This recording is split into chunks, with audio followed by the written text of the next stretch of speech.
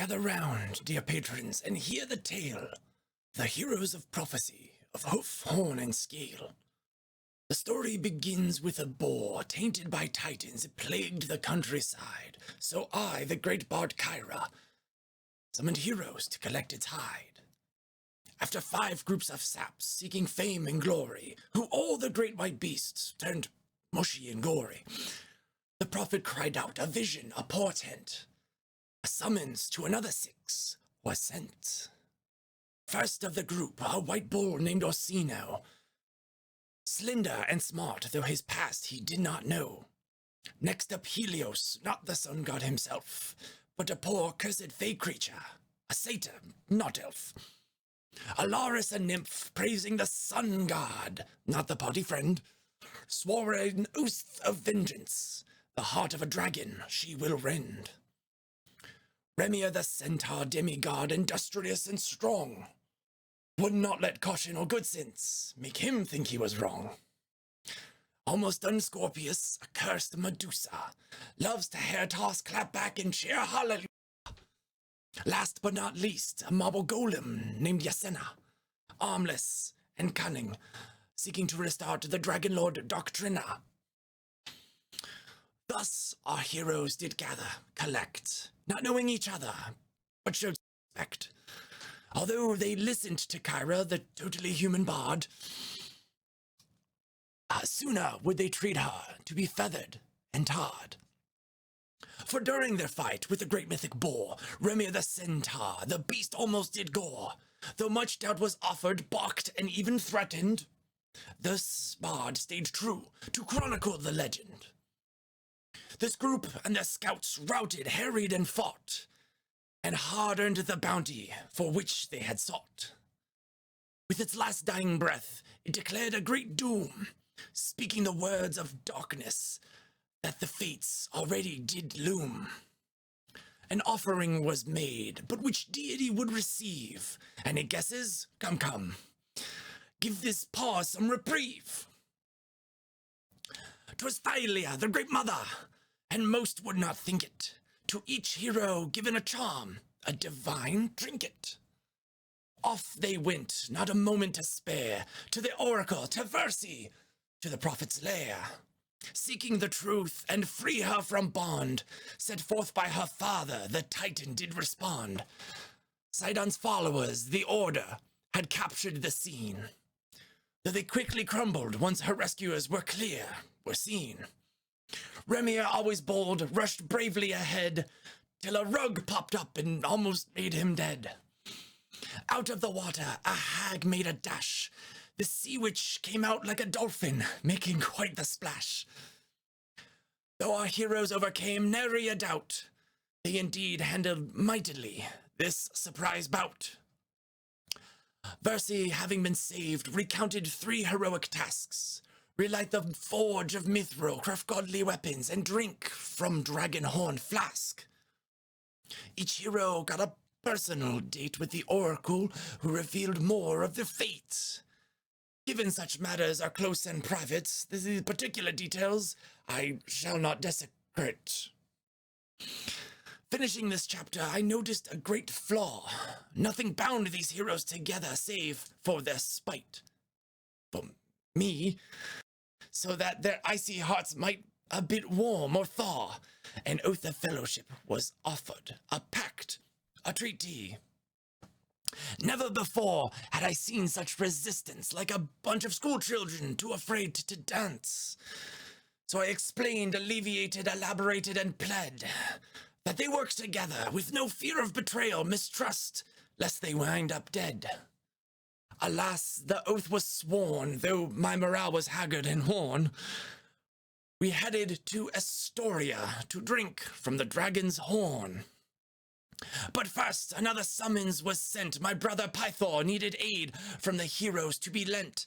His daughter was to be offered to the Titans, the prospect of which shook him and frightens. A banquet was planned, a negotiation feast, to propose a swap from human daughter to beast. Though all was for naught, despite the delicious sup, our heroes were gone. They didn't even show they didn't even showed up. I guess they went off to find the Holy Horn. They were gone before dark and didn't return till the following morn. I wish I could elaborate, but alas I cannot, because they left me at the awkward dinner, putting me on the spot. So no one shall know what happened in the old woods. Was it heroic and great? We'll never know the goods. Let this be a lesson to those who try hard. No one will remember you if you leave behind your bard. Returning to the scheme that the heroes would hatch, a bait and switch, but what was the catch? Bound to the stage, the Rock of Estor, our heroes would be stranded, alone, and sequestered. And so the centaur demigod did lay a clever trap. 2 giant boulders swung free after the triggers did snap. The creatures would be crushed, barely hanging on. Our heroes persevered into the next dawn. Pythor did throw a celebratory bash, a week-long event that left many with whiplash. Though our heroes tarried not, their bravery you can't confine. Within the next day they trekked into the Mithril mine. But wait, an impasse our heroes did face. Many varied directions our varied voyages did grace. Through strategic planning, a revision was shipped off to the Dragon Lords, to Damon's crypt. Passing through hoppy nests and an undead ditch, after arriving Scorpius was pitched by the Lich to seek the Lotus Witch. Still left was a task for Orsino the White Bull, retrieving a weapon wielded by one who ruled all. Into a maze, a labyrinthian stage, any would be lost, save maybe a mage. Orsino tapped into his cursed racial prowess to traverse this tangle with ability unboundless. Twists and turns led our heroes about, Orsino in front, acting as a scout, a menacing monster, a half-bovine beast, feasting on unfortunate souls, a gory feast. Stalking, pacing, creeping in the shadows, the posse chose to slow and froze. The beast paced past, pursuing his pest. Fortunately, we were able to rest. True to his nature, never wielding a doubt, Remy charged a tomb, which to his dismay found out that a mimic would be his unexpected surprise, and another animated rug to smother his equestrian cries. Thank goodness his bravery was not enough to go in alone. Alaris brought him back. Without her, he'd probably be boned. Forging farther in the flustering, frenzied floor, gobs of guts grounded into garbage, a ghastly gross grouping of gore. A clever mechanic, a deadly trap. Move too slow, and your bones go snap. A heavy door blocks their path. Go in, no escape. Do the math. The clock ticking, walls closing in. Will someone get crushed? Turned very thin?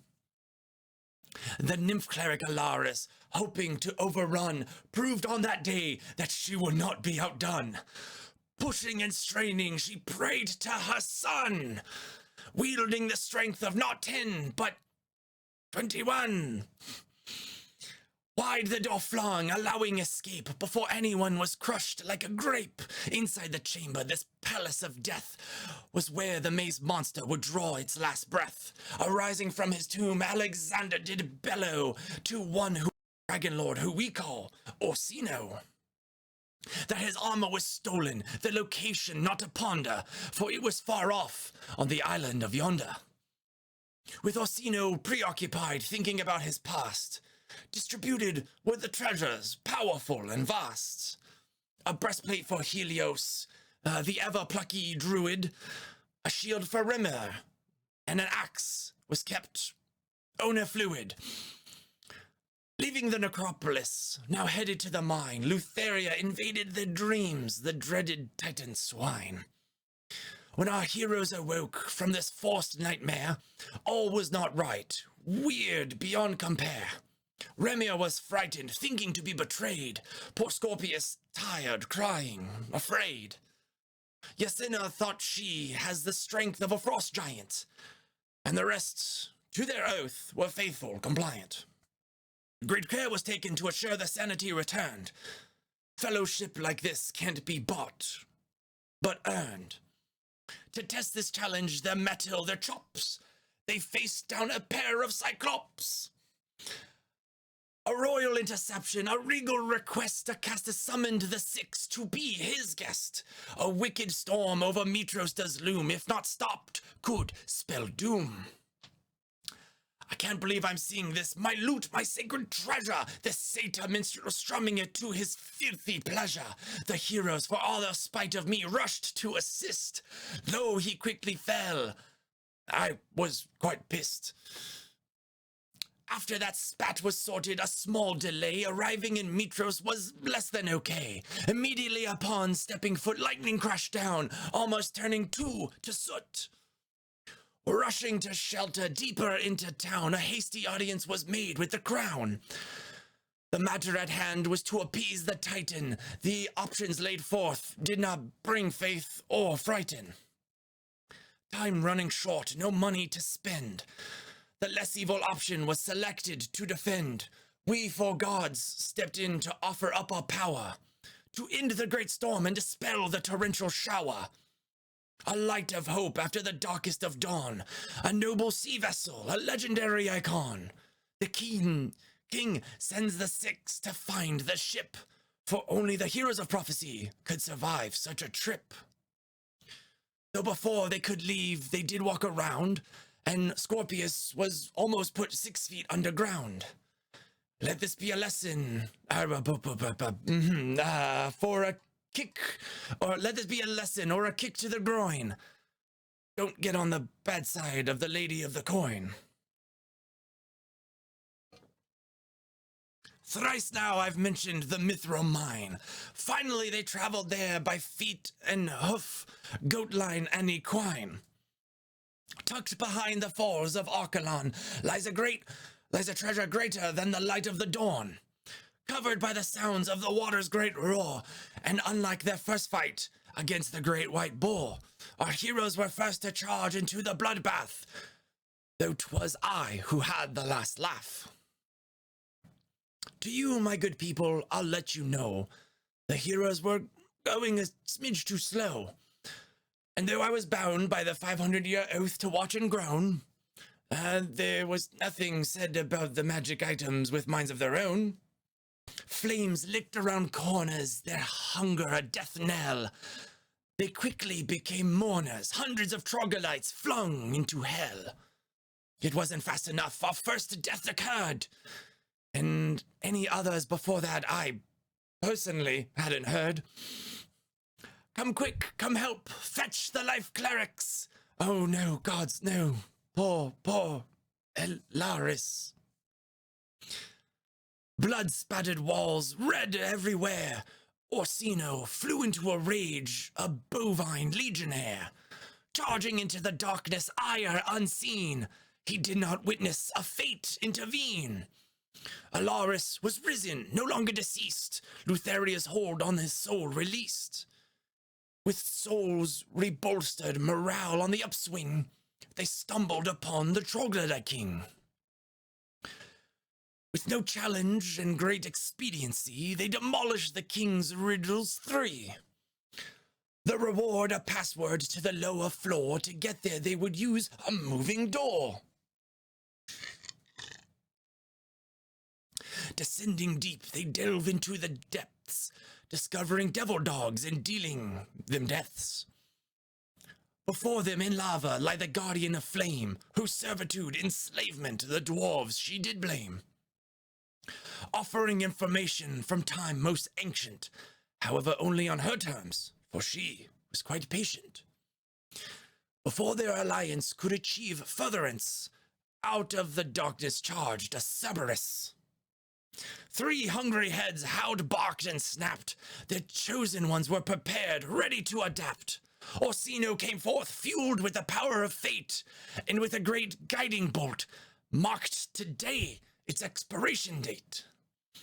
Resuming the chat with the avatar of fire, the party desired to make an oath while they profusely perspired. First, they must free her, for she laid for a trap. Should she try to escape, it would release a mighty cold snap. What seemed like ages it took the six to decide how to disable the device and free the spirit inside. After 5 different plans, each increasing complexity, simply smashing it apart worked, though causing perplexity. Forging a new contract with the figure of flame, creating new weapons with an old dragon lord aim. The fires of the forge were lit once again, a firmly thrust forward this heroic campaign. Passing through Astoria to the Dead Falls, along a switchback trail equipped with spooky walls. Be mindful, be quick. If you're not, you'll go squish. In a secret path off to the side, the legendary trireme floating in low tide. A ghostly crew lay dormant within, awaiting for their eternal trip to begin. Remy the bold, thank the gods for him, never lets caution stifle his whim. Without a notion of fear, he gave the command to set sail on the course that was on hand. A mysterious occurrence, a slumbering trance, rendered only the heroes into this dormancy dance. When they awoke, they held the ship's command, ripping control from Astor's cold, dead hand. Returning to Mitros, they were met with fanfare and a kingly welcome atop his dragon in the air. Almost spoiled fast their arrival was by the monarch. The ruler's remarks were rude and left quite a mark. After a day's worth of prep, a ship crewed and ready, foreboding news came to unsettle and unsteady. For our hero's trail would have to be fast like silk set ablaze. For the oath of peace was ending in only 60 days. With no issue too small for our great heroes, they resolved a business of their monetary woes. Resolving the problem of vineyard-wide affairs, Yasina boldly played the game of 20 squares. Never have I seen a match so close. Nail-biting competition, the audience was froze. 6 rounds in, with none in front or ahead, Yasina's unbridled skills just barely took the spread. One final gift from my sister Valis, a navigation tool that would precisely guide us. This golden compass, though missing a piece, would make travel possible, the odds increase. A sea we go to the island of fire. I wonder what we'll see. Maybe a giant tribal pyre? A sign of good luck, much larger than a hippocampus. A pod of dolphins, a gathering of Grampus. Meeting with the locals, intel is gained that their feasting customs are quite strange. A word of caution to those who travel. Bring lots of meat, or your skin will unravel. This heat must be bothering me. I don't feel quite well. The lava must be special. I feel like I'm under a spell. I apologize. I must be getting off track. Though my vision is blurring. Everything fading to black.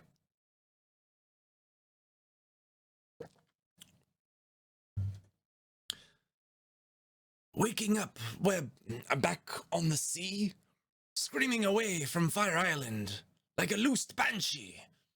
Our next destination, determined by the star chart, is the home of Thylia, the Golden Heart. What a majestic place to those lucky to sojourn.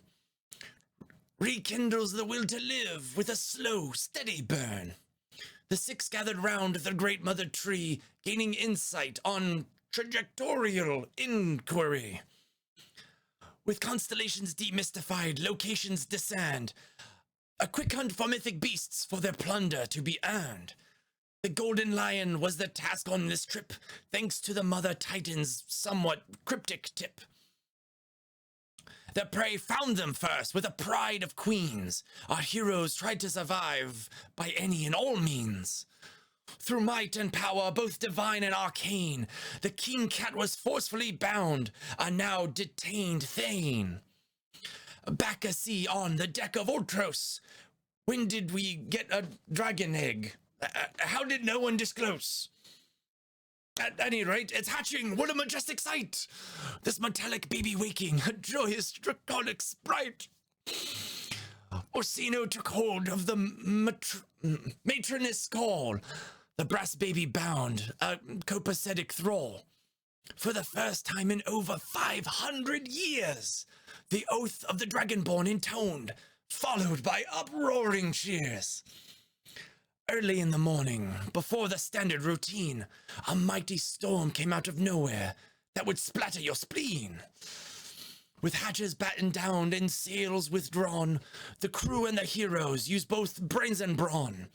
While Scorpius swung around crying out calls, my brother the god was sitting down, tripping balls.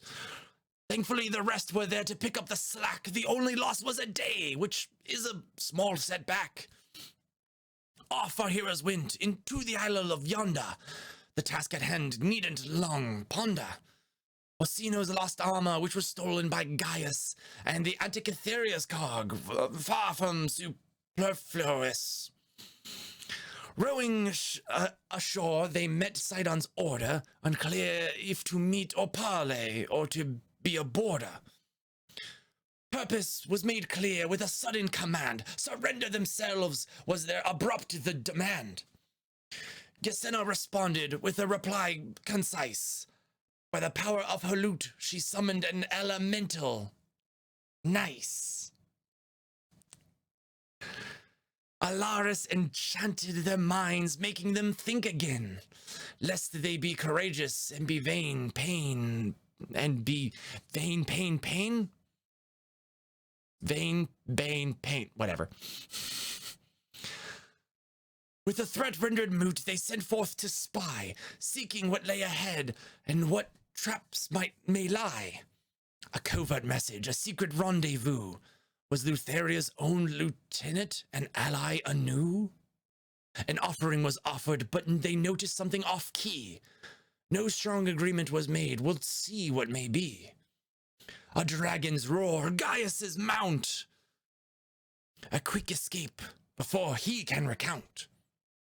To sneak back in was their solemn wish. Unfortunately, Alaris sneaks like a dead fish. With the goose given up, they gathered up the goal to fight the army, all for one and one for all. The wretched foes stood no chance. Heroes weaved around them like the fates dealing a death dance. When the dust settled, corpses lay bare, hewn straight through like a hot chocolate eclair. A creeping caper cunningly conspiring to kidnap, cautiously planning to avoid a lethal trap. Through arcane augury, teamwork, and farsight, the heist was accomplished with nary a fight. Orsino's armor retrieved, Alaris gained a mace, designed especially for hitting dragons in the face. Before dawn, they absconded off past the horizon, assuming when Gaius woke up, he surely would wizen. The ship pointed back to Mitros, the city we love most. Though, what's that up there? Some wizards on the coast? A pulse of nerfing light, cast like an expanding electric field. Remy, the armorer, lost his ability to cast arcane shield. Streaking from the sky down into the water, a chunk of star metal, a fortuitous meteor. We hauled it to the hull, taking it in tow, braining poor dolphins to and fro. Arriving in Mitros, the heroes head straight towards the secret lair of the Lady of Coins, manipulator of lords. Scorpius, determined to set things straight, raided the den, defining a blind date.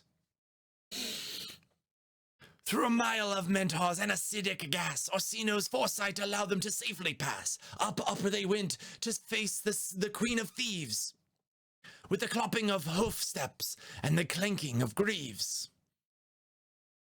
A long-awaited standoff with questions to answer, wondering why in the past Moxena has been such a cancer. Come to find out what's been troubling her mind was a prophecy to be undone by one of her kind. And with a crack, flash, bang, a rumble ensued. Master versus student, matron versus brood. 6 versus 1, you would think to be unfair, but quite formidable is a Medusa inside her own lair. Down went the curtains and up went her helm, casting her petrifying gaze to all in her realm. Which caught poor Helios by surprise, who started to turn to stone before our very eyes. Seeing this horror lit a flame in Alaris's heart, who channeled that fury into her divine spark. With eyes aglow, brighter than the sun, she torched the thief queen, spurring her to run. Too quick were the heroes, much to the lady's dismay. After 3 heartbeats, she met her doomsday. But not before casting one last glance at Scorpius, who fell into her fossilizing trance. With a flash of genius, Remy saved the monk's day by saying, "Hey, stupid," which worked in its own weird way. This halted the process, turning flesh to stone. And with that, the Lady of Coins abdicated her throne.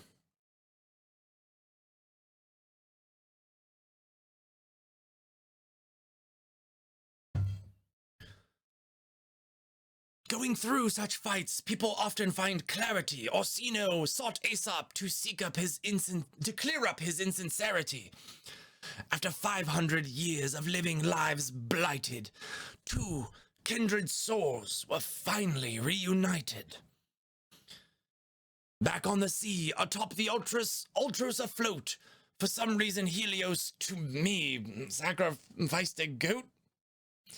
I don't understand why I'm not much help here, but here's advantage on deck stuff. Thanks for the cheer.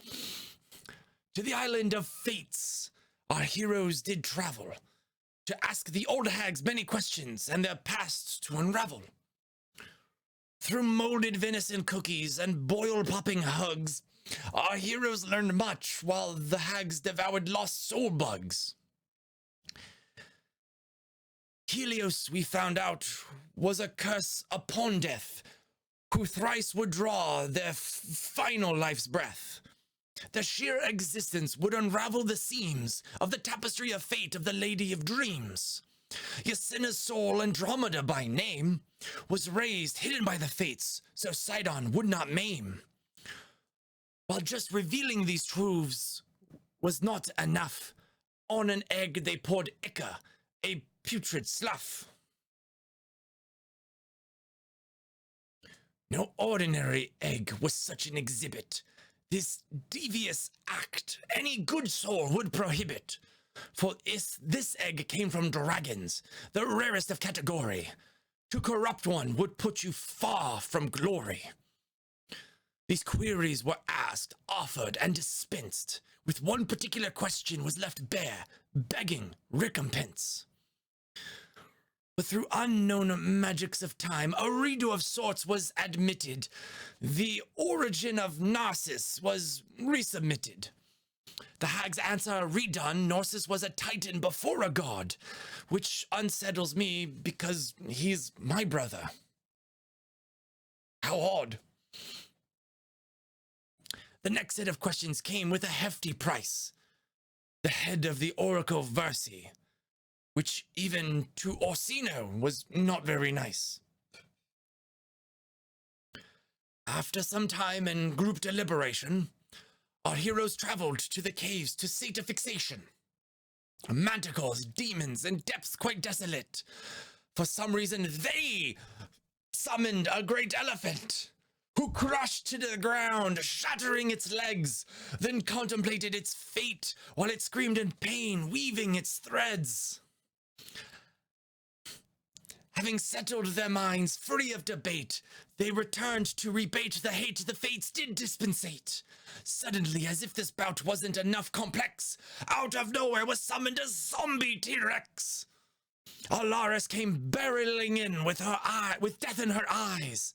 A hag was attacking her, with hands aglow with a spell.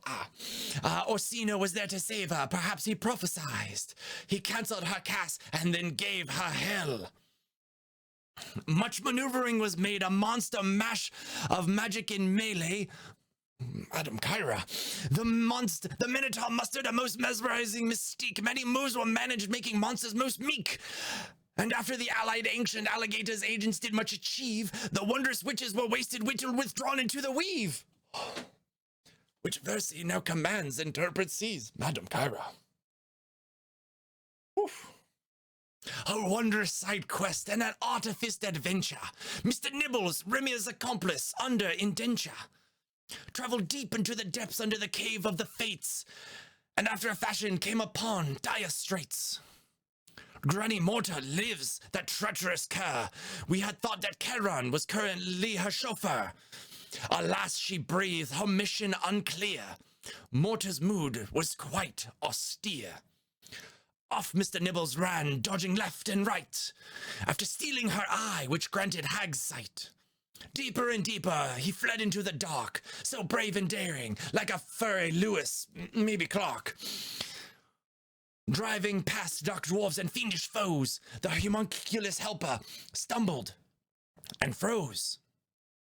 Before him lay a creature so massive, so great,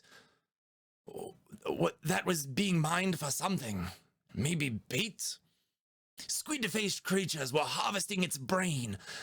By some odd power, this object could regenerate again and again. The metallic minion collected a piece and skedaddled, returning to the party, victorious and battled. Stranded upon the Isle of Fates, the Oracle will not be, for our heroes plotted, planned, deduced a most clever idea indeed. Using a being of earth, not wind, sea, or fire, they took the loom to the Ultros, as was their desire. While they sailed, Alaris blessed the ship. Meanwhile, the other heroes fought a Hydra, a legendary nautical ego trip. To Scorpion Isle, the land of temporal damnation, where Arisian warriors arise or become a mutation. The waters were quite peaceful. We arrived without a hitch. I hope the same could be said encountering the Lotus Witch. In a field painted with perennials lies the witch's tower, watching the sun and moon spin backwards, reversing the hour. Rising in the west and setting in the east. Stay there too long, would we be unborn? Deceased? Entering the abode of this temporal tyrant, many children sat about like an unenthused aspirant. Apparently not so, said a strangely wise young one. Answer wrongly, and granddad turns into a grandson. Up to the top, the heroes climbed the stairs, looking out of windows into worlds that were not theirs. At the top sat the sorcerer, awaiting calmly. 5 questions if we can answer her questions 3. The questions no trouble, the 6 knew quite much history. The first question to the witch was Scorpius's mystery. To learn more about his curse, secret knowledge to siphon. To siphon. To end it all. To end it, all he has to do is jump in a volcano on Typhon. But not without having a protective doodad, which, thank the gods, the Lotus Witch had. Getting a question wrong, we thought this relic gone, though everyone is up to 20 squares to flex their brains brawn. Yasina goes head-to-head with this timely lioness.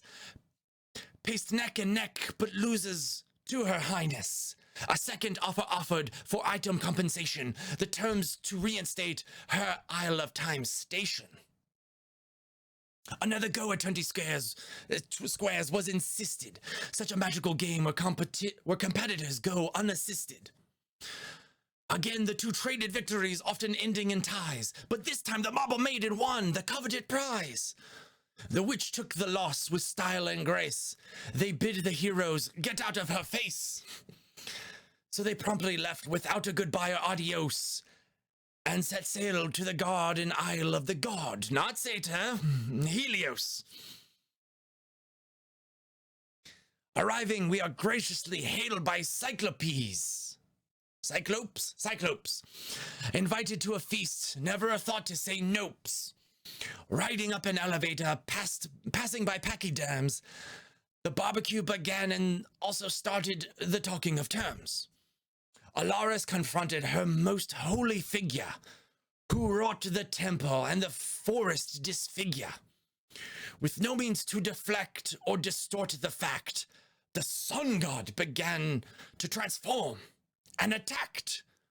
A devastating breath singeing all at the table, taking out poor Folon and taking him to the stable. Helios the druid transformed into a bite-sized kraken, binding the false god with the tentacles a-smacking. Out of nowhere, a war priest appears, with noble intent coming to help his peers. These peers. A massive light emits, sending healing to the group. Helios's draconic eyes widen, and he let out a small poop.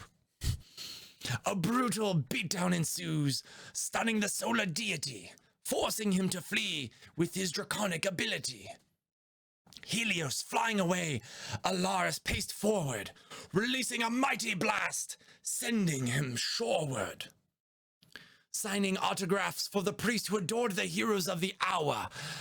Blotting out the sun, an Oathkeeper arrives to fulfill the duties of her power. This great winged personage, the Erinese so full of diligence and mystery, binds the dragon's corpse and disappears with him to punish his heresy. As the dust settles, the truth appears in the sky. This pretender dragon's death revealed his lie. Hisalith laid bare, having no followers or vassal. Looking up far into the heavens sat a floating castle. Inside the flying fortress sat the dragon's horde. Piles of gold gems, the standard array. I grew bored. Amidst the luxurious, though, sat a wondrous spear, whose touch singed Scorpius, but Alaris was in the clear. Orsino acting strangely, 500-year memories flooding in, ran up to the highest parapet and found the controls therein. A castle that can fly, turned into a cube or attach wings to a ship. It seems soon the Ultros can fly, freeing from Sidon's watery grip. Foggy memories, temporal dissonance, confusion abound. Did I forget the fight against the Lotus Witch which lasted one round? We were all transported to a lovely beach temple. The scorpions surrounding were quickly made an example. An example of compassion pled our Ophidian monk. So they tried to knock them out. By the way, Scorpius is a hunk. The battle heating up, each side preparing to attack. Out of thin air, a temporal Gordian appeared. He had our back. Marking the witch, the guardian entered a trance, while Scorpius weaved his deadly tattooed dance. Orsino banished the tower's master, making her miss. Butterflies everywhere. What sorcery is this? Scorpions rendered unconscious, the witch coming back in soon. The hero surrounded the returning spot, packed to the teeth with boons. She reappeared in full-on charge, while Scorpius unleashed hell, hitting like a barge. The witch laying dead, head cracking on the floor. The planes shifted 1,000 times, possibly more. Millions of potentials flashing right before our eyes, illusions or other worlds. We may never know the lies. Flashing back to the present, onward to the blacksmith, to seek a legendary island surrounded in myth. Halfway on the trip, another sight for those on deck to see. The eggs my sister gave me began to hatch. Not just two, not three. Emerging from the shell, 2 dragons spawned. Quickly, Helios and Yasena made their bond. All was not well, I'm sad to say. We lost many a crew on that same day. A freak coral crash followed by a shark craze. The heroes fought bravely, and the fallen they did raise. More dragons hatch as we arrive on the isle. Raising these kids is going to take quite a while. Stepping foot on land, we're greeted like old friends by a sphinx figure around whom time bends. Entering the lair, we were greeted by two more. This particular duo challenged us to the core. A momentous match, a temporal tiff. The special abilities of this pair made many attacks whiff. Despite the powers and tricks of the two quadrupled, the heroes overcame them, and they lay on the ground, dead.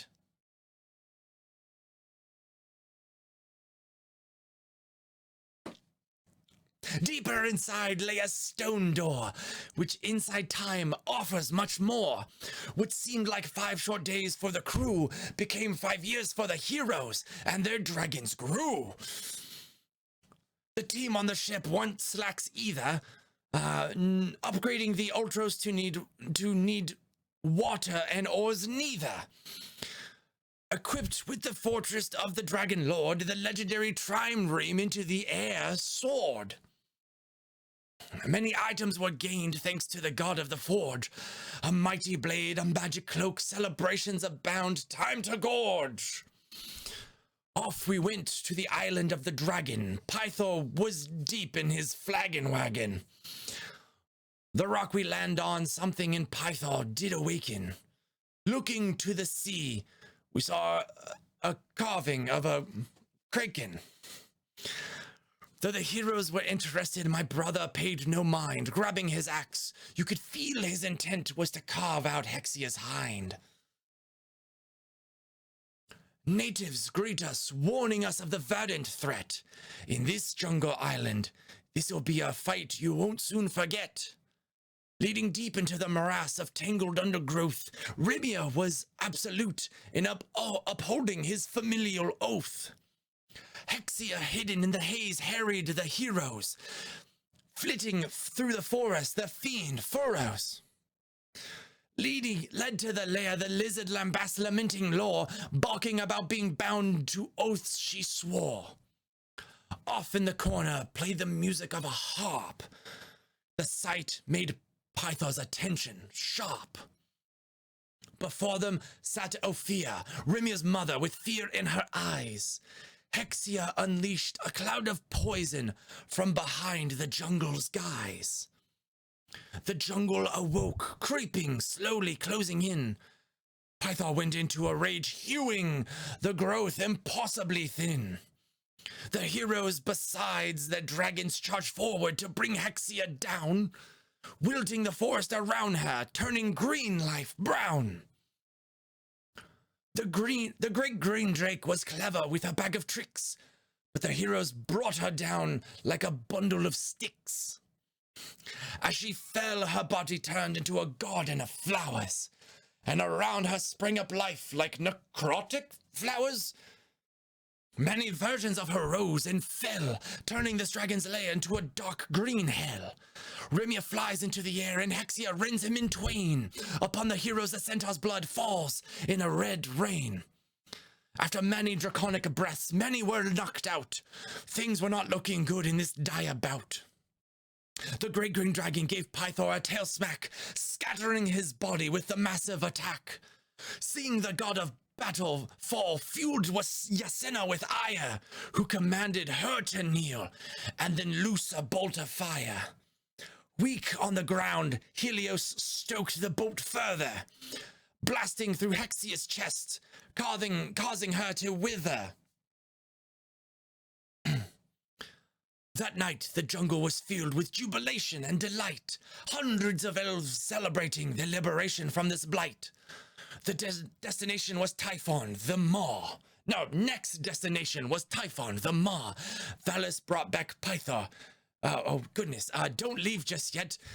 This one will leave you in awe. Waking up abruptly is not a delightful deed. Add to the falling from the air at breakneck speed. We landed just fine and repaired the ship. Valis brought back Pythor to continue his trip.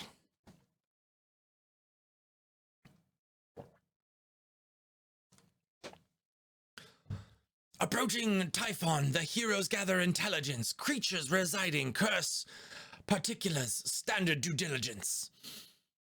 Heading into the magmic mansion, many challenges are faced. Lava pools, horrifying foes, poison clouds, rocks that will crush you to paste. At the center of the volcano lay a fiery nether void, luring heroes with whispers of power and making them paranoid. Remy was tempted, but Scorpius held him back. A huge monster of sheer terror crawled out of the black. 1,000 snakes, 2 dragon heads, and a giant toothy toad maw. Typhon, the father of monsters, was coming in raw. Ysina pulled it out of the pit with a whip made of lightning. Remy charged to punch it with the thunder fist, very, very frightening. The demigod center took the blunt of the furious bites, then plunged into the portal, the void devoid of lights. Scorpius grew gold, seeing his ally fall away, unleashing unknown hellish fury to ensure his allies didn't become prey.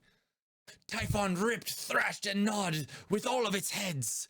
Helios came down lightning, called down lightning, burning it through. It faded away, dead.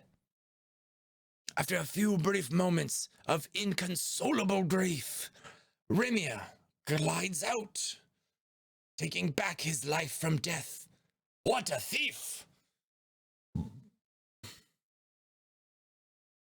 Before another breath was taken, Scorpius dove into the portal. Would his curse protect him from being mortal? Whatever exactly happened in there, we may never know. But we could track his life thanks to Orsino. Golden snakes thrashed and thrived, showing us the damage he took, and if he lived. The white minotaur conferred the feeling, with Alaris and Helios pumping in their healing. Remy helps out with his healing touch, while Orsino relays messages and such. All is well, the latest news. Now we wait on pins and needles, hoping for clues. The volcano began to spurt and rumble, sending shockwaves to shatter and tumble. At their behest, I went aboard a flying ship, pensively waiting, knuckles white from my grip. Brighter than the sun, the ocean mountain erupted. My cries for the heroes were abruptly interrupted. 5 of the heroes appeared aboard the Ultros, with someone plummeting to the earth for a lethal dose. 'Twas Scorpius holding a woman most fair. What happened to our Medusa's hair? Where before were snakes, for this being once cursed, now was luscious locks. The cancer reversed. Returning to the mainland, we spot a Sidonian storm. Looking below, we see a bunch of boats, a sailing swarm. In flies Gaius on his silver draconian mount. How will the heroes take all this into account? They weave through the air, avoiding trebuchet shots. Remy pumped magic into the engines, feeding it arcane watts. Ysina stepped through a dimensional door and issued a threat so foreboding, too dark to ignore. With the threats nullified, speeding right past, quiet the army that Sidon has amassed. Their speed quite slow, it'll take about 20 days to get to Mitros right when the Oath of Peace goes away. From the horizon, starting as a tiny blip, soon eclipsed the sun above our massive ship. The crew were amazed, everyone one of them barks. 2 huge birds surveying for prey, these were rocks. Sailing toward the dead falls, it's rare to feel glee, but this time is special, for we headed to the Nether Sea. Down the silent falls and into the black gloom, we land in the mythical waters in a splashy acidic plume. The waters down there are fierce and destructive. Take a dip, you may find the effects seductive. Mouth agape like a big old donkey-kicked rube, we sailed towards a gigantic, massive iron cube. What secrets does this metal block hold? unknown truths deep in the earth untold.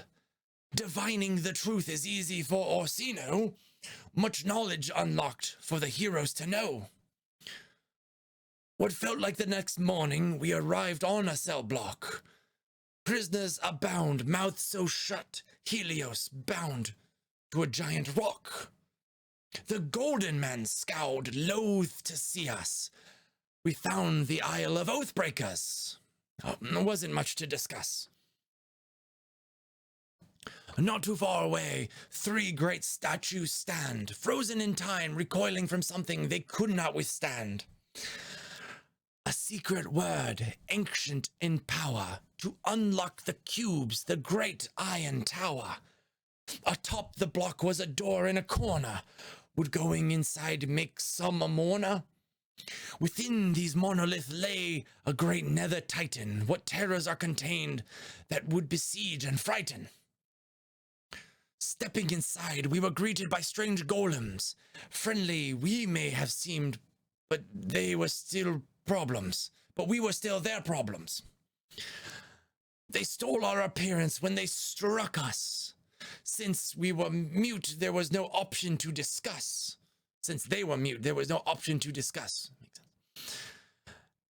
After mingling the machinations, further in we went. In a large chamber, purple worms wriggled, letting out a horrid scent. Further in still was a mansion-like room, as big as the Temple of the Five. Inside 2 massive worms, the parents most likely responsible for the hive. Something wasn't right. We were bound. They were bound by great chains. It would seem they were used for their acid, their children for gains. For underneath this disgusting worm bath lay a dragon, a dark as night, the cube containing its wrath. A creature whose forehead was more like a 7. He didn't have a name, so let's call him Kevin. Guardian of the cube, this creature was, it would seem, and the heroes passed off as the inspection team. They released some acid in the pile of worms, as per the petrified titan's terms. A summons to Lutheria, the cube a bell. Now we waited for a time, a spell. A humongous titan wades up hauling a barge. Assuming it was Lutheria's, the heroes took charge. Flying aboard, we entered a party, an absolute rave. Helios stood tall, heroic, brave. Upon seeing the satyr, the titan flew into a fit of laughter, then snapped her fingers, the party stopped. Combat began thereafter. Lutheria mocked Helios's life, the sheer hopelessness of his life. All the pain and loss the titan had inflicted, not to mention the strife. The partiers attacked, flinging themselves at the group. Though their power was lacking, their abilities pretty poop. Orsino burst into a golden-winged angel, full of prophetic wrath. What ensued can only be called a foretold bloodbath. With her fun fully had, Lutheria joined in the fray. The Lady of Dreams transformed her fallen into a serpentine cabaret. The battle was fierce, with both sides suffering mishap. Lutheria, her snakes, Helios, a forever nap. With the Titan's primary target slain, Helios' soul in cage, the Lady of Dreams pranced away, leaving the party enraged. This massive woman pulverized Helios with a tread. After she slipped out of view, Helios rose from the dead. If you haven't been keeping track, I don't blame you at all, but this was the 3rd time that Helios did fall. With the prophecy primed, the heroes chased after the quarry. They left me behind, even though I'm retelling the story. On the other side of the boat, I think I hear some fighting. Oh dear, oh dear, oh dear, how I wish these heroes were more inviting. Is it a cry I hear? I'll never know for sure. I guess I'll just sit here right and enjoy the decor.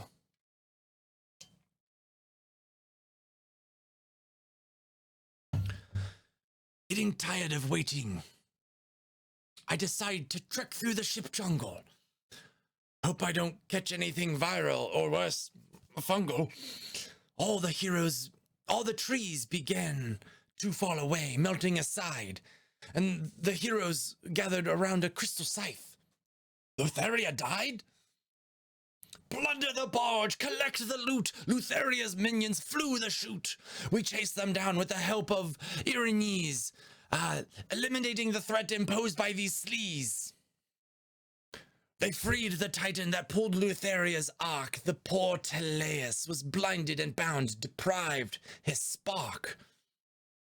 Following the quest of Estor had divined a path clearer. We sailed into an area bedecked in large shards of mirror. Hezebal the dragon, corrupted by the waters of the nether, maddened by solitude, wings transformed into mottled leather. The cunning coward spewed the fetid waters on the heroes. Annie the dragon intercepted a blast and transformed into a gnome. Alaris up next took to the face the caustic brew and was suddenly turned into an adamantine statue. Remy the bold, with chaos at his whim, threw Alaris back into the water to go for a little swim. With a crash and a splash, Alaris plummeted not so gentle, and as luck would have it, she turned into a water elemental. Helios channeled the waters to create a giant maelstrom, sending Hezebal back where he came from. Okay, that last bit was a bit of an embellishment. The heroes actually strode to his replenishment. Having recovered from the corrupting haze, Hezebal offered to aid the heroes, the Dragon Lord's raise. Amongst the brass dragon's hoard lay a particular sword, a Zephos crafted under duress, Estor's award. The ghost possessed Yasina as agreed to previously, grabbing the Zephos without being hurt grievously. Estor thanked the group by a bitter deception, revealing his true nature. No better a reception. The previous captain of the great Ultro summoned spirits and crew that were loyal utmost. Every hit upon the ghost captain caused an ephemeral spasm, as the spirits of his slain victims protecting the phantasm. Precarious this fight, which required much balance, for one step in the nasty water caused a nasty consequence. Two mythical catmen appeared from thin air, though they opposed each other. That seemed pretty fair. These feline figures were tied in ability. Alaris reached deep to channel her divinity. Many undead spirits were instantly destroyed, sending them back to the ephemeral void. More souls poured in for both enemy and ally. The cleric stared down the former ghost captain. His time was nigh.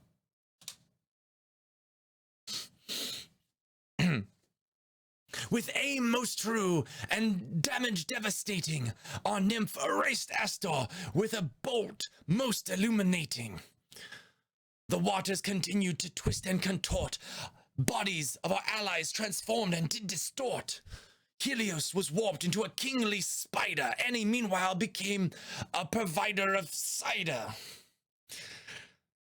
The minions were slowly excised. Our hero's form was eventually revised.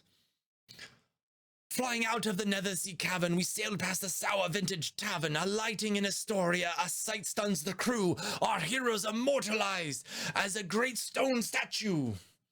Such amazing craftsmanship, it had to be a trick. Hot damn, Alaris's badonk is extra thick. A play is done detailing Scorpius's volcanic trial. The crowd cheered and cried, thoroughly beguile. Setting off from Astoria with fond farewells, hearing the crowd's cheers and ringing of bells. Onward to Mitros to tidy up some tasks, some reasonable quests, some others ample asks. The next destination was Mitros, of course, making an entrance to inspire and reinforce. Truly the heroes have earned their name, known far across the lands for their heroics and fame. A royal audience to solve Minotaur servitude, bolster the city's defenses in the coming feud. They revealed Travalis' revelations most severe. Oresian history was made crystal clear. Orsino had a knowing look in his eye, though when asked directly, his answers did not imply. His response so neutral, no anger or loath, I think he stumbled upon the secrets of the 500-year oath.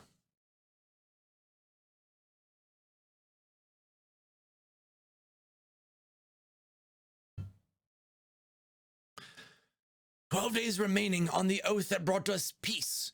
With the wave of the hand, Granny Morta's existence did cease. In the blink of an eye, poof, the heroes were gone, into a tree that sprang out of nowhere. Yawn. A lightning-quick lordly lever and large lizard larceny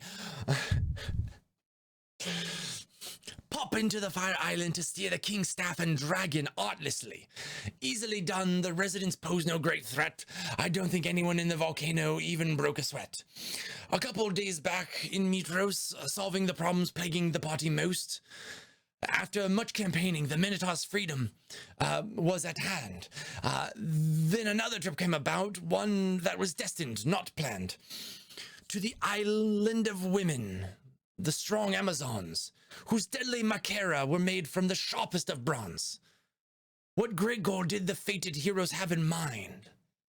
To gather weapons, hewn by a titan that could rend their divine kind. En route to the island, the air calm and cush. The trip ruined by a titanic ambush. The words of vengeance for his late mother, a son of Sidon's presence, did choked and smother. This gruesome spawn of storms and dream was much more than was noticed or seen. Sharing its husk with a spirit most foul, letting loose a horrendous howl. Many lives were lost aboard that day. Remember their bravery. Don't cower or stray. Moving forward toward the island of Themis, where the denizens who rule don't have a Madam Kyrah.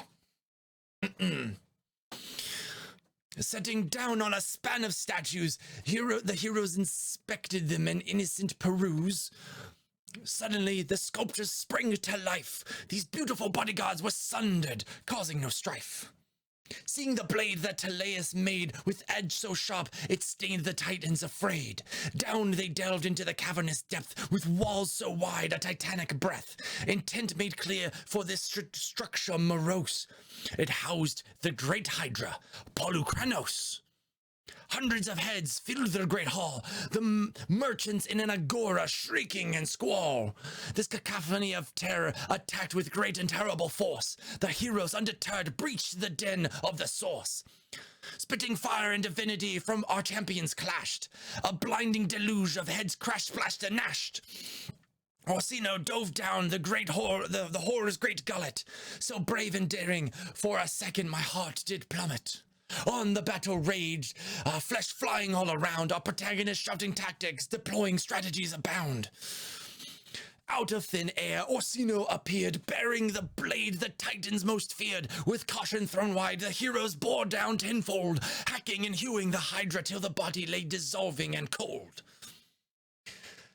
Into the next room, a royal heiress awaited, a regal prisoner whose sentence now truncated. The daughter of the true queen was treacherously confined, normal speech not permitting, for she read lips and signed. Revenge on her lips, desiring payback to the queen. She was jacked to the tits, this girl ate her protein. Darian told us the tale of her mother's demise. Moxina and her sisters sought station as a prize. Down the party delved, interrupting royal revelry. Another fight ensued to end their devilry. Moxina's sisters, their combat a deadly dance. The heroes averted their gaze, or be put in a stony trance. Helios, lured in by an orgy, was ensnared in an Ophidian tale, but soon was freed by Remy and Scorpius, who broke him out of jail. Orsino, knocked out cold from a snakehead onslaught, Alaris brought him back to half, a considerable span from naught. Poetic justice rang true once more. Darian slew the queen, her head falling to the floor. Vengeance achieved, the heiress left. Freedom gain, intentions bereft. Her tale will be sung by another balladeer, for we careened towards praxis. Destiny drew near. Through a great fecal tide, the heroes crawled in, a testament to their will and desire to win. Greeting us at the tower were torrential winds and seas. Entering the home of the Titans would not be a breeze. Many guidance patrolled their gigantic defenses. No, the one flaw was found in the celestial fence. It says, dive down under the raging water surface, like 3 pipes whose contents would make you nervous. They flowed out of miasma, tons of feces. I'm impressed they didn't barf or catch a disease. Monocyted monsters, mutated marrow, toiling under compulsion from an oath to their pharaoh. Leading the dungeon lurked a foul, lazy hag, whose trickery spelt her doom, the awful-smelling nag. We went up to go down, fighting the 6-handed brutes, our heroes pummeling them easily, returning them to their roots. A pulsing heart beats, a disembodied voice. The creature here lurks in madness. The placement, not their choice. A sad fate for family, such a dismaying tale. Sidon imprisoned his brother here with no chance of bail. Though we would see who would have the final laugh, as cryptic hints were fed from this eternal architectural staff. Armed with enigmas and riddles unsolved, our heroes' determination was steeled, resolution resolved. They freed a bug queen who commanded a great swarm and met a cur who forced dragons to fight and harm. Ysena so boldly challenged the foe and fought the Titankin toe to toe. The fools should have known not to mess with the bard, whose enormous side and composition took him out hard. But what came next shook our heroes to the core. They found the source of the new dragons, the beauty who bore.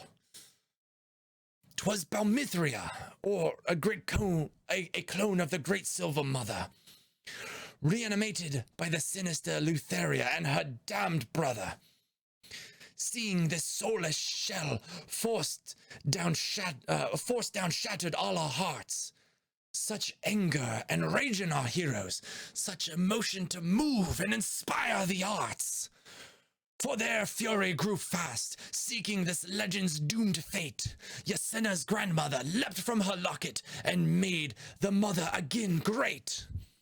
The sorceress merged with the glorious host, harnessing her vengeance, materializing the ghost.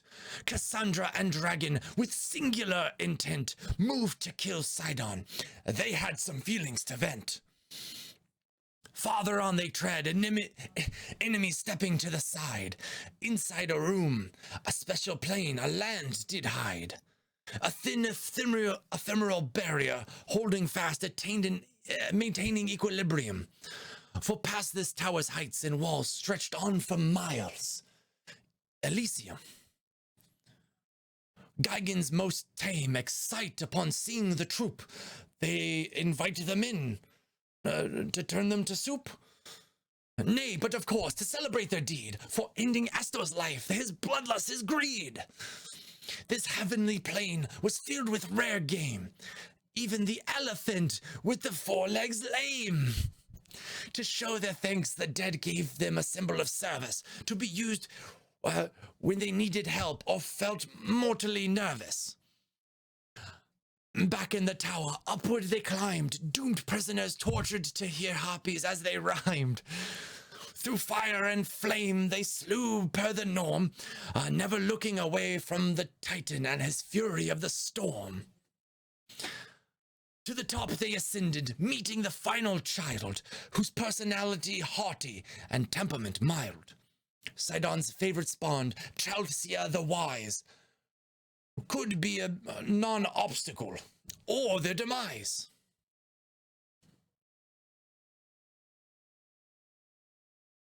She offered no resistance, no guidance, no help. She was somewhere between a 1 and 2 star reviews on Yelp. So onward we climbed up to even higher levels still. spotting a stolen silver star, lassoed down by Sidon's will. As if on cue, Sidon appeared, along with Chausia, his child reared. He demanded her to fix this mess, and an amazing fight started, prompting duress. Ysena spellcast to learn the star's lore, while Remy protected her in a sphere formed from the war. Chausia fought hard, compelled by her uncle dad, aided in battle by 2 Giga Iron Chads. The fight was simply amazing. My words do not often fail. But what to say with an appearing angel and the star doubling in the air? Distracted by being set ablaze thanks to my brother's chaotic half-horse son, I almost missed Ysena swing her titan blade true. Chausia became undone. With the battle done, the dust rested and settled. Silver fires dance around, prickling solar nettles petaled. Our heroes gathered their bounty, many a masterpiece, but nothing would compare to a scroll, the original oath of peace. Ancient truths revealed, finally freed from universally burning tongs. It was I, a Kyrah, who witnessed Estor's heinous wrongs. Please understand, my siblings and family, we tried to do what's right. Long since our origins, starting in the Silver Mother's flight. Powers awoken, greatness unleashed. Orsino raised the party up like a baker with yeast. Down the heroes flew to Sidon, to bring Sidon to a fight. Versi, held captive, repented her vision. Sidon took flight. After gaining the knowledge of eternity and all, the heroes immersed into a pool, an astral wall. There they lured out a lonely, dying star, whose lover topped the tower of the lightning czar. At long last, the solar bodies merged and met, and a wave of energy poured out, a boon beset. Let this be a lesson to those who earn a star's spite. They will bestow your enemies with the power of foresight. With a dying breath, solar vengeance was gained. Sidon's tower was toppled, its supports fully strained. As the pieces tumbled into the sea getting wet, our heroes flew off into the northern sunset. A traitor revealed, the heroes really hated him the most. They punched this maximum douche in the face. Fucking Derricos. After the dickwad left, they went to the tomb of the greatest dragon to live, she who carried me in her womb, restoring a wrong many centuries old, mending the horn of Balmithria to her skull, unity paroled. No deed unrewarded, especially for one to shame the selfish. This great godlike Ganda was given a wish. Through cunning and wit, Orsino crafted a dream to incept the monstrous chieftains into his scheme. A hunt, a vision, a portent, a battle. A terrible storm for faith to test and rattle. One by one, the followers fare through might and mercy, maybe a threat of hell. They summon a son of Sidon through Remy's gate. A brilliant trick, double casting for interplanar freight. Herderon appeared, dragged into a fight. He refused single combat. Yeah, okay, still got smite. The Titan tried to evade, run, and escape. He even tried to feign death with a mouth wide agape. An attempt at coercion, a game of squares 20. A clone for him, for us, titanic knowledge aplenty. A few days to go till the oath of peace ends. The heroes stockpiled boons, items, and friends. One last thing, a minor addition. We gods have had a teeny tiny omission.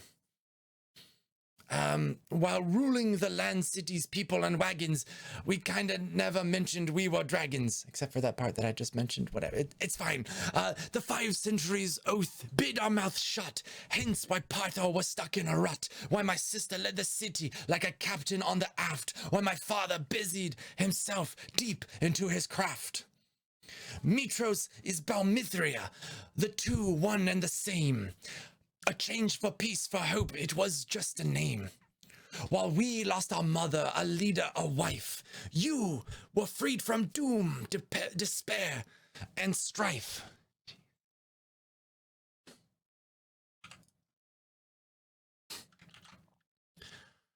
Like all good things, they must come to an end. However, we are here because our heroes did defend. At the start of the battle, to save civilians from pain, Orsino folded the universe, shifting you to a safer plane. The oath now ended, redefining the norm. The heroes bonded with former gods in dragon form.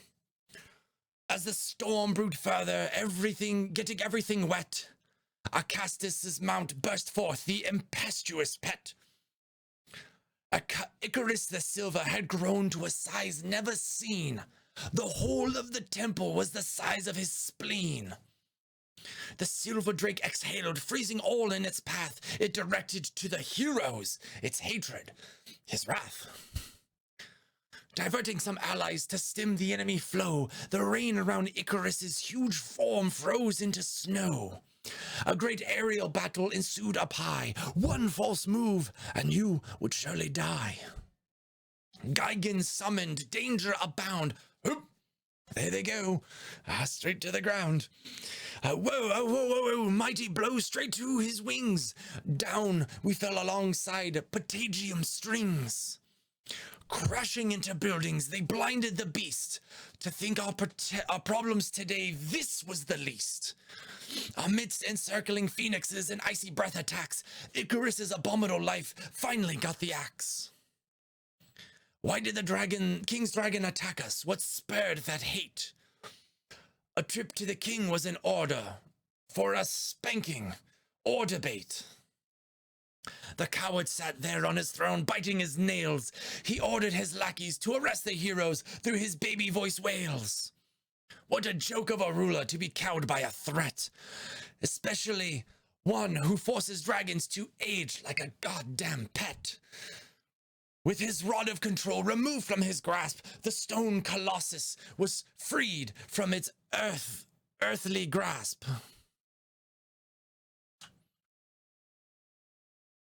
Clasp.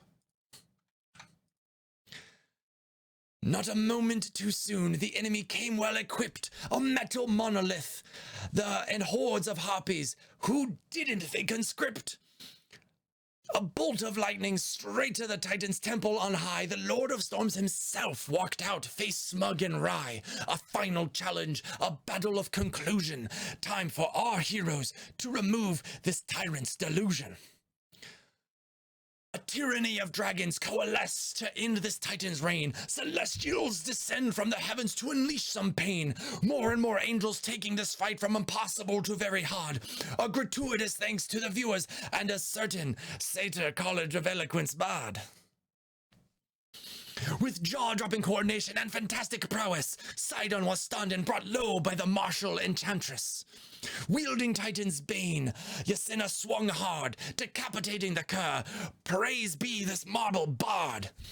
Celebrations were short-lived, though, for there stood yet one more bane. Out of the boundless ocean stepped forth the 100-handed Kentamane. To the city's defense, Mitros' colossus stood tall, destroyed by the Kraken, now repaired, withstanding the squall. Kentamade strode closer, calamity calling. The elder Titan's hands so sprouting, punching, and sprawling. Our heroes scrambled and scattered to handle all the destruction the hands dealt like paper next to a candle. We dragons, once gods, did all that we could, but one by one we began to crumble like old wood. Down from the heavens Mitros appears, and cleansed the city, alleviating some fears. Quick as Mom appeared, she was gone in a flash. There was still much to do before the city was rubble and ash. On the cosmic being lumbered toward the shrine of the Five, destruction in his many eyes, hands rampant like a hive. Weakened he was, but refused to fall. Only an otherworldly blade could precipitate the fatal call. Remy charged through the air with the grace of a winged horse. The demigod dragon horseman plotted on a destined course. Deep he plunged into the Father Titan his holy blade, severing his life's tapestry that even our fates could never have made. With a cascading collapse, a calm washed over the city. The battle, no, the war was over. To those lost, such a pity. But justice shall be done, a trial for the king. Acastus was found guilty of treason. Sing. Helios became prince, marrying Valis the queen. The dragon lords reborn, headed by Scorpius the formerly green. Oaths were changed based on the collective good. Curses lifted, dragons raged from childhood. And so the tale here will come to an end. A fond farewell to those who have become my friend. Their story goes on, but this girl is done. After 1432 lines, this tale's tapestry is spun. If you thought this retelling was contrived, pretentious, bland, or droll, then by all means, go watch it yourself at youtube.com/thegildedtroll.